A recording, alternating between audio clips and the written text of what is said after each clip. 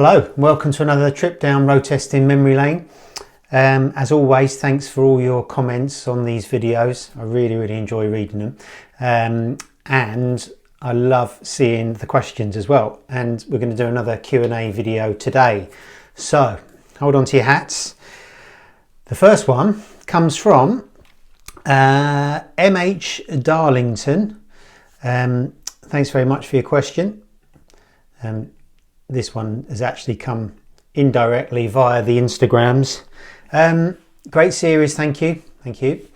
My question is about the options offered on some of the latest bikes. I'm a bit baffled why Honda with the Transalp, Suzuki with the V-Strom 800DE and Triumph with the Tiger 660 offer an optional quick shifter but no cruise control. I've only ever had a quick shifter on track bikes, so maybe I'm missing the point, but given the nature of these three bikes, and there are quite a few others in similar styles, and their likely purpose being commuters touring and adventuring, plus the proliferation of average speed checks on more and more roads, doesn't this seem a little bit illogical? I'd welcome your thoughts. Thanks, Martin D. Well, it's quite interesting, really. I totally agree with you. I think these types of bikes should have quick shifters. They've got quick shifters, they should have cruise control. Yeah, quick shifters you can kind of take or leave, can't you? They started on track bikes and they are useful on road bikes as well. You know, you can easily live without them, but when you've had a bike with a quick shifter and you go back to one without, there's a little bit more faff, but it's not the end of the world. But cruise control makes a huge difference, you know, not just, as you say, just cruising down motorways. It helps you keep to speed limits. It allows you to kind of shake your right hand off the bar. It's got loads of advantages, and it's really odd that they don't come on these bikes. The Tiger 660, for example, I spent a lot of time with that. We rode it with MCM. We did a 1,000-mile trip around UK on one, right in the storms last year, and that bike was perfect, and its cruise control was really conspicuous by its absence. So I don't know why these bikes don't have them as standard, but I can only imagine it's a cost reason, and it's a way to differentiate those more affordable models from their more expensive bikes. So, you know, with the Triumph, a Tiger 900 will have cruise control. If you stuck all the bells and whistles on the smaller bikes, then people might not buy the bigger ones. There's no reason why those bikes can't have it. They've all got ride-by-wire, which is how cruise control works at its best. Same with the Transalp. I've ridden the Transalp. That's a fantastic bike, but it could do with cruise control. I've not ridden the Suzuki, but similar kind of thing. Yeah, why don't these bikes have cruise control? I think as well, you know, when we test BMWs, S1000RRs or RTs or whatever, one of the things most road testers comment on are the fact they've got heated grips and cruise control. In the whole scheme of things, it doesn't really, you know, make a big difference, does it? But it really does when you're living with a bike. You know, to have warm hands in the cold and to be able to have the comfort of cruise control makes a massive difference.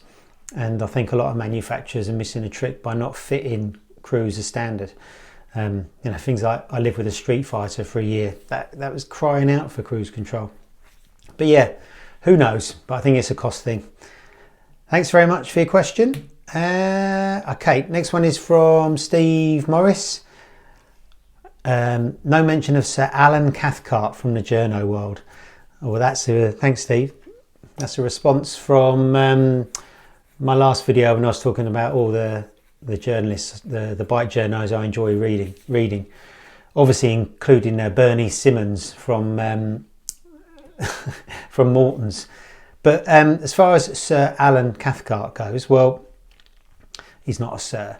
I was actually doing the Island Classic in Phillip Island a few years ago, which is a big classic race event, and I did some interviews with some people, and the guy interviewing me was telling me that he had to kind of finish up because Sir Alan was going to be joining them, and he was christened Sir Alan by Aussie MCN, and you know, they jokingly called him Sir, and I think a lot of people think he is a Sir. And I suppose really he is motorcycle journalism royalty, because You know, he was kind of one of the pioneers. He was one of the first kind of freelance journalists. I don't think he's ever actually been employed by any magazines. He's always been freelance. And he was one of the first guys to really test factory race bikes. You know, he has great relationships with all the factories.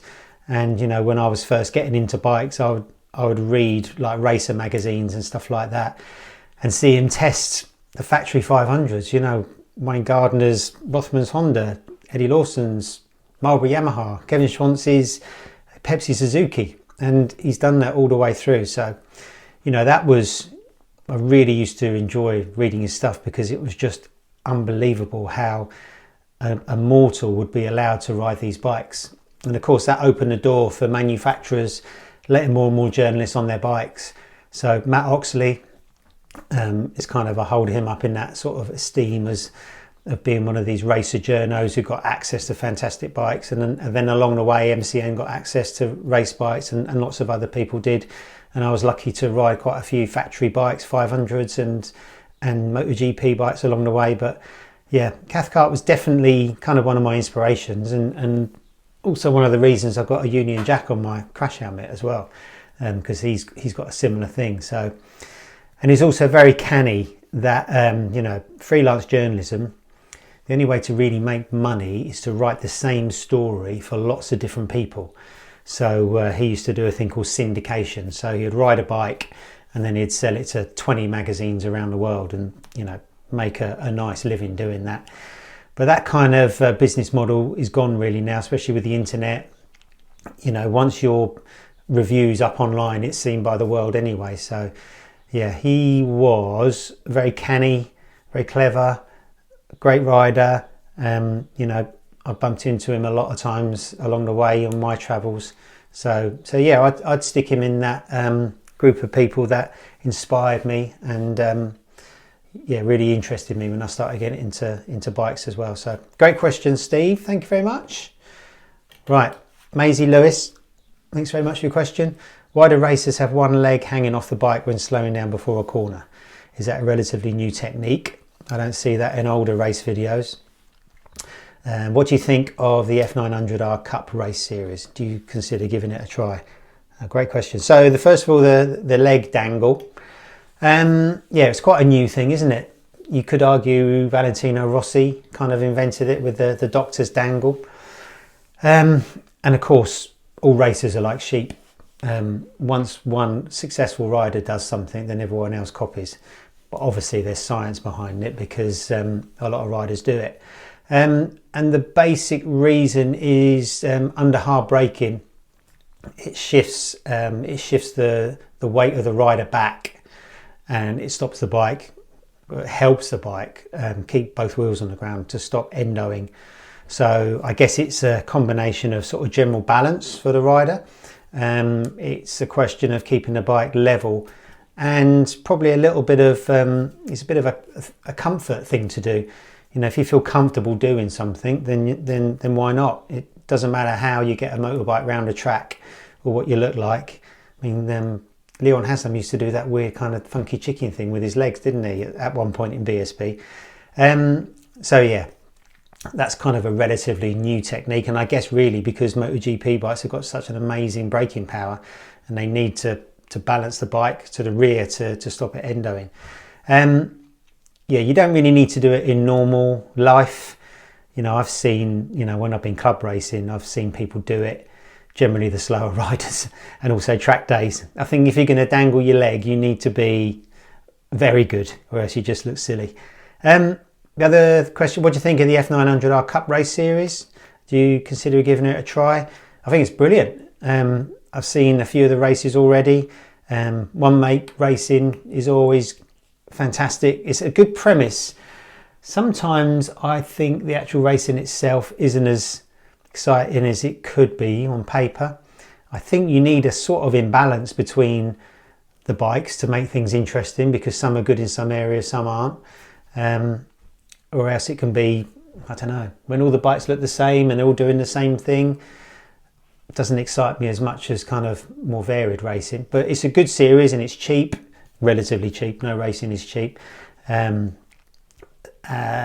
In terms of giving it a go, I'd like to give it a go, but I don't really think I'd want to do a guest ride. I've done a lot of guest rides in the past, and we've always joked about it being the curse of the guest ride. I think I've mentioned before, you know, you turn up at the race meetings very unprepared. You don't know what's going to be in the bike, you don't know what settings are in it, you've never ridden it before.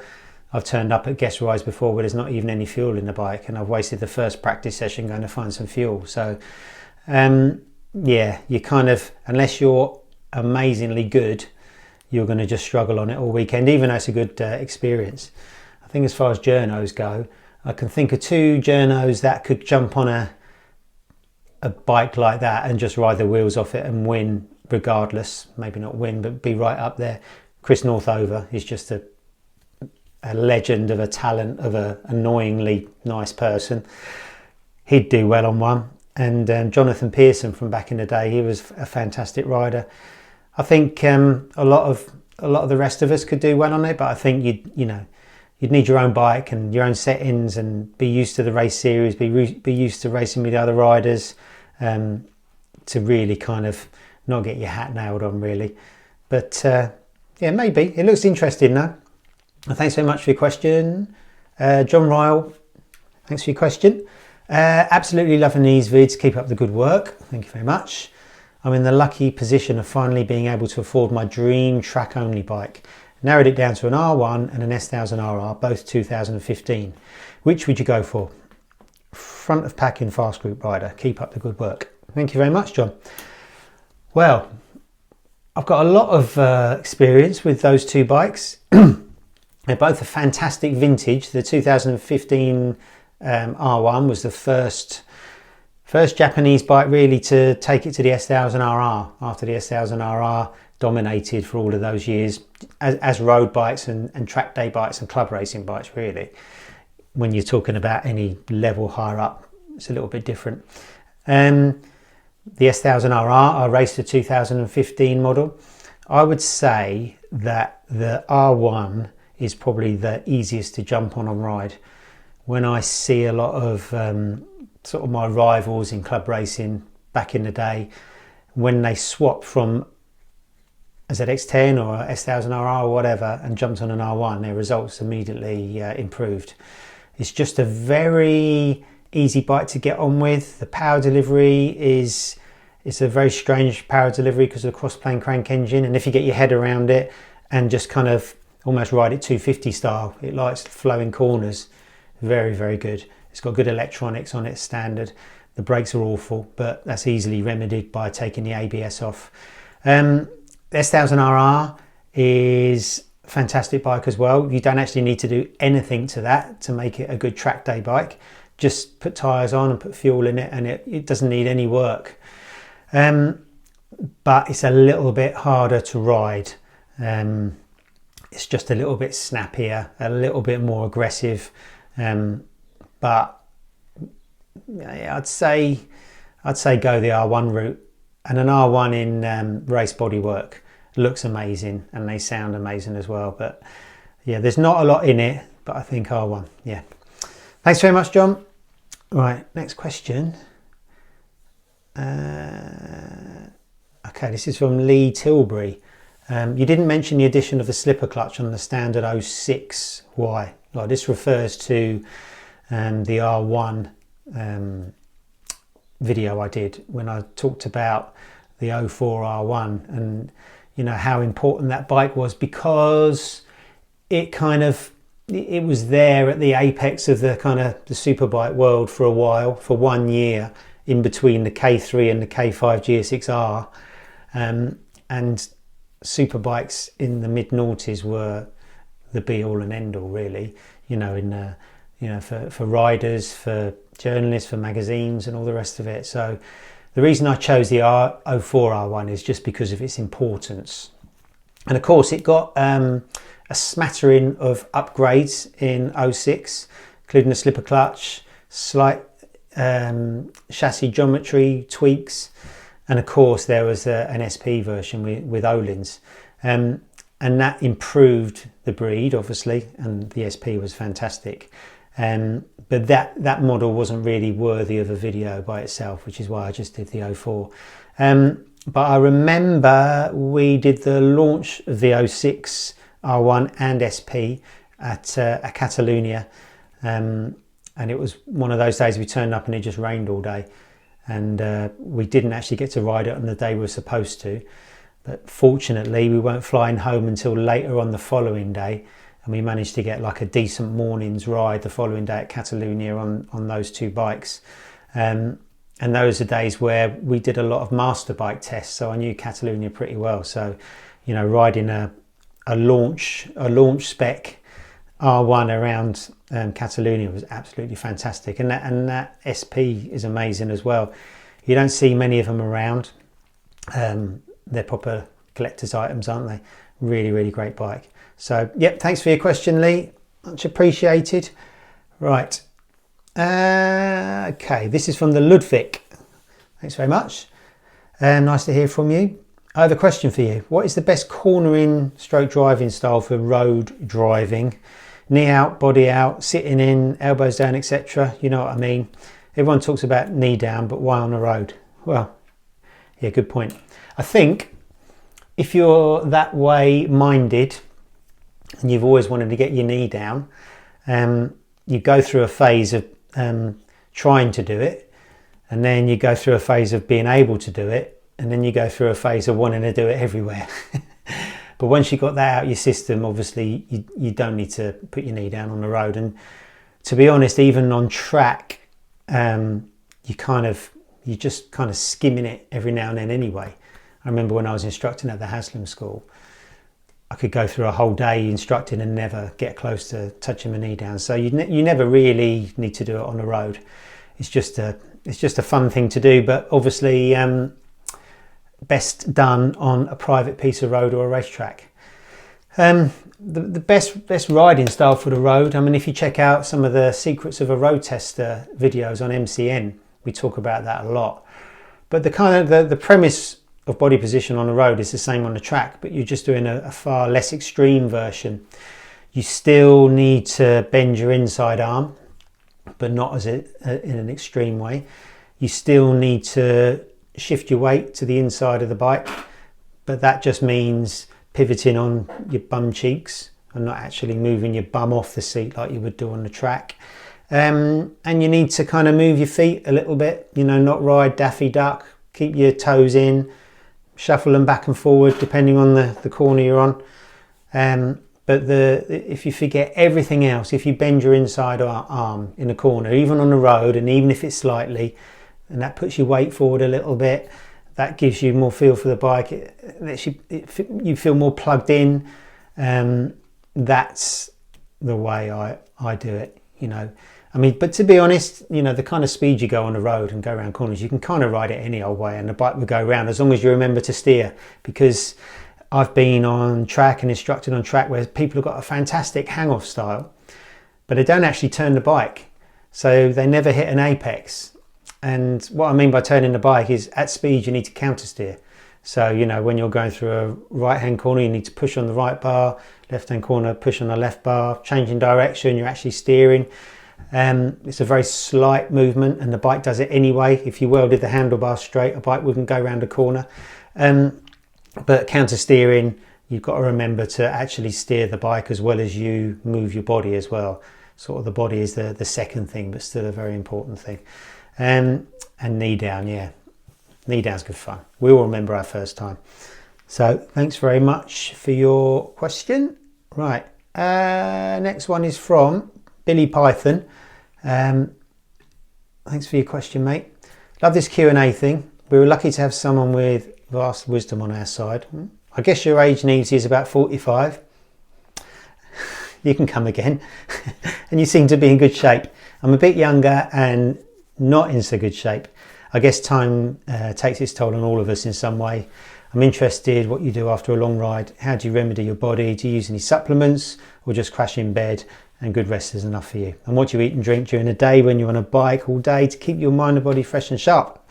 Well, riding a motorbike is tiring, isn't it? And yeah, I get absolutely shattered on a bike. when we're testing all day, it's probably not so bad. When we're doing photo shoots, there's lots of stop-start.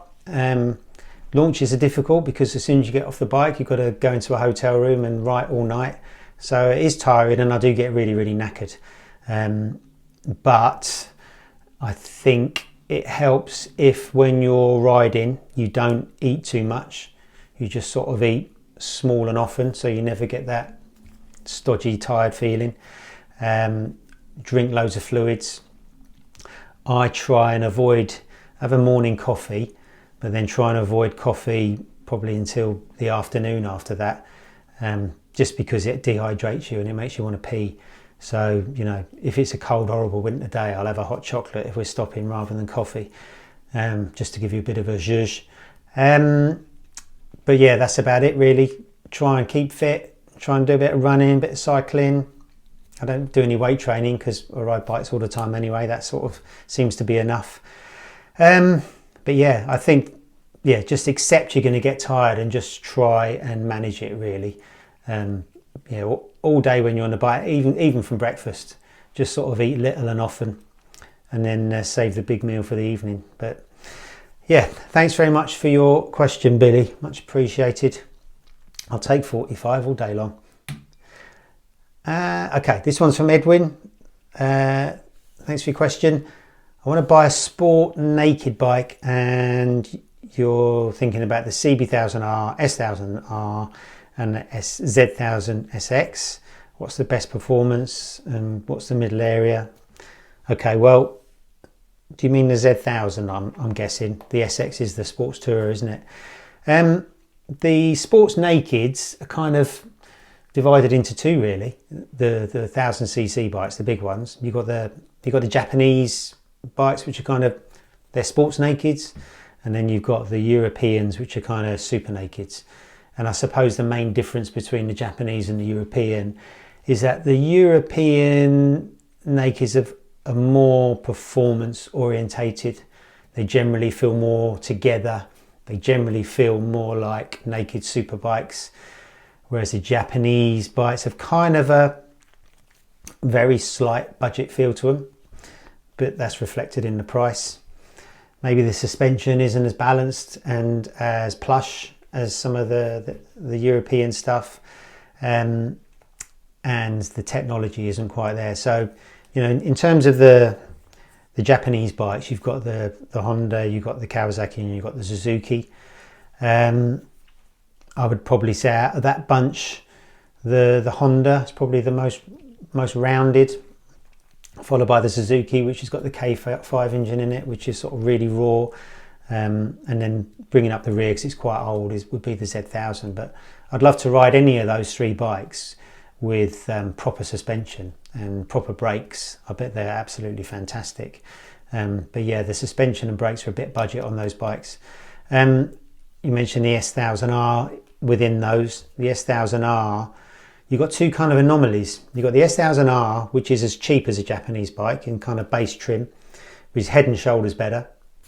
You know, from the performance to the braking to the balance of the bike to the electronics. I think in terms of value for money, the S1000R is one of the best nakeds, sports nakeds. But then you've got a Japanese bike, an MT10, which goes in with the super nakeds just because the cross-plane crank engine is just so amazing. The rest of the chassis doesn't quite match the engine, but the engine really kind of makes up for it. So, and then with the super nakeds kind of at the bottom end, you've got the Triumph Speed Triple 1200RS. And then at the top of the tree, you've got the Tuono, the KTM. Then you've got the 200 bhp nakeds, which honestly aren't as good as the slightly less powerful ones, the M1000R, the Street Fighter. If you check out MCN this week, we've got a test against the Street Fighter against the M1000R, so that's an interesting little comparison. We've got a few other naked tests coming up, so you keep your eye out for MCN. And if you're not in the UK, you can get MCN on an app, digital app, so you can get it anywhere in the world, and you can get it on a Wednesday when it comes out. It's well worth getting. So thank you very much for your question. Okay, this is the last one. Thanks as always, Neezy. This is from the Budget Connoisseur. Thanks very much for your question. I've spoken a lot about GSX-Rs and R1s and stuff, and you said one of my takeaways is that if it wasn't for the GSX-R, that generation of the R1 would have been the cult classic. Yeah. Are there any other good bikes over the years that you think have had to live in the shadows of great bikes? Well, I've written a few of them down. So I think any super bike made in the shadow of the first GSX-R 1000s, K1 to K6, I think any of those bikes really, they've lived in the shadow of the Suzuki, and they're all amazing bikes. So, you know, like I said, like the class of 04. Well, the class of 04 actually stood up to the GSX-R, didn't it? But yeah, the class of 05, class of 06, they're all in the shadow of the GSX-R. And the same is true of superbikes made while the S1000RR was in its pomp. So I think any superbike made between 2010 and 2014 just stood in the shadow of the S1000RR. You had some crackers. You had, 2011 ZX10. It's fantastic. Not good enough to beat the S1000RR. The cross-plane crank R1, the 09 version, which might be worth doing a video about actually, because that's very divisive and very contentious. A lot of us you either have the Ben Spies experience with one of those bikes, or you have a not so good experience, like a Superstock racer's experience, because they never really did well in the lower level of racing, only in the high level of racing. But I digress. The S1000RR just killed that bike stone dead straight away, as it did the first RSV4. Ducati's Panigale 1199 came out in 2012, but again the BMW beat it. So yeah, I think anything in the shadow of that S1000RR. The same goes with the BMW R1200 GS and the R1250 GS. There probably isn't a group test that's ever happened with the BMW in it where it hasn't won. So you've had some fantastic KTMs, you've had fantastic Triumph Tigers, Multistradas, everything in between, and they're all great bikes. And if it wasn't for the BMW, they would all have their time in the spotlight, but they didn't. Again, any bike made, any naked made in the shadow of the Street Triple for the first few years, any sort of middleweight naked, Street Triple just always used to win. And there were some other great Japanese rivals, Z800s, fantastic bike, and probably would have been a class leader if it wasn't for the Street Triple. So the Ducati Sport Classics, we've touched on those before, fantastic bikes, but they just lived in the shadow of being in the wrong era. Like we said before, they're light, punchy, good looking, but made at a time where we didn't really have an appetite for retros. And the other one really that springs to mind is the bikes that lived in the shadow of the original Fireblade. So the 750 class was doing quite nicely, wasn't it? In the late 80s, you had the GSX-R 750s, which were fantastic. Then you had the OW01, which is obviously very limited edition, homologation special, and RC30. But then Yamaha brought out the YZF 750, and it was kind of an every person's OW01, and that looked fantastic, and it was a really exciting bike. But then along came the Fireblade. Oh, it's a bird strike. Hope they're all right. The Fireblade came out and just wiped the floor with them. In as a road bike, because obviously it wasn't allowed in racing, but magazines back then used to put the Fireblade in with the 750s in group tests, and obviously its extra power and its extra torque and extra cubes made it the winner. So yeah, I'd say those bikes. But maybe you have got some ideas of what great bikes have been in the shadow of other great bikes. So that's it for another Q&A. Thanks very much for watching. Like and subscribe. And I will see you on the next one. Thanks very much.